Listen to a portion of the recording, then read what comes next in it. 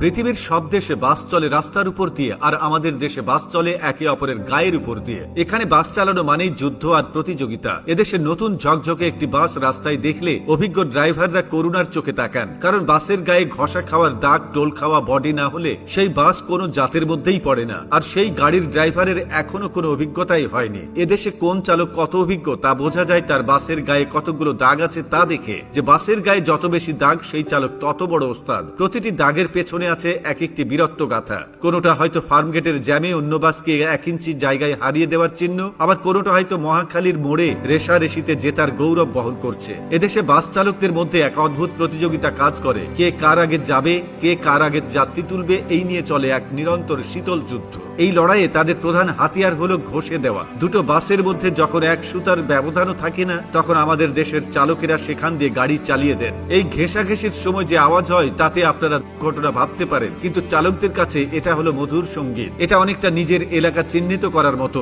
একবার গা ঘেঁষে চলে যাওয়ার মানে হলো এই রাস্তায় আমি সেরা। এই লড়াইয়ের অন্যতম গুরুত্বপূর্ণ চরিত্র হলো বাসের হেল্পার। বাসের দরজা থেকে ঝুলে অর্ধেক শরীর বাইরে রেখে সে যেভাবে ডাইনে চাপান, ওস্তাদ খালি আছে ঢুকাইয়া দেন, বামে পুরা খালি বলে চিৎকার করে তা শুনলে মনে হয় যেন সেনাপতি তার সৈন্য দলকে নির্দেশ দিচ্ছে। ড্রাইভার আর হেল্পারের এই বোঝাপড়া এতটাই নিখুঁত যে ড্রাইভার চোখ বন্ধ করেও হেল্পারের নির্দেশে বাসকে এমন সরু গলি দিয়ে বের করে আনতে পারেন যা পদার্থবিজ্ঞানের সব সূত্রকে হার মানায়। আর যাত্রীরা তারা এই মহা বিপর্যয়ের নীরব দর্শক। এদেশে লোকাল বাসে চড়ার অভিজ্ঞতা অনেকটা রোলার কোস্টারে চড়ার মতো, তবে এখানে কোনো সিট বেল্ট থাকে না। আর কোচ বাসে চড়ার অভিজ্ঞতা অনেকটা রকেটে চড়ার মতো। হঠাৎ ব্রেক কষলে আপনি নিউটনের প্রথম সূত্র হাতে কলমে শিখতে পারবেন। এক সিট থেকে আরেক সিটে উড়ে যাওয়া, অন্যের ঘাড়ে গিয়ে হুমড়ি খেয়ে পড়া, এগুলো এখানকার নিত্য নৈমিত্তিক ঘটনা। যাত্রীরাও সময়ের সাথে সাথে মানিয়ে নিয়েছেন। এখন আর তারা চমকে যান না, বরং শক্ত করে কিছু একটা ধরে বানরের মতো ঝুলে থাকেন আর মনে মনে দোয়া দরুদ পড়তে থাকেন। বাস থেকে সহি সালামতে নামতে পারাটাও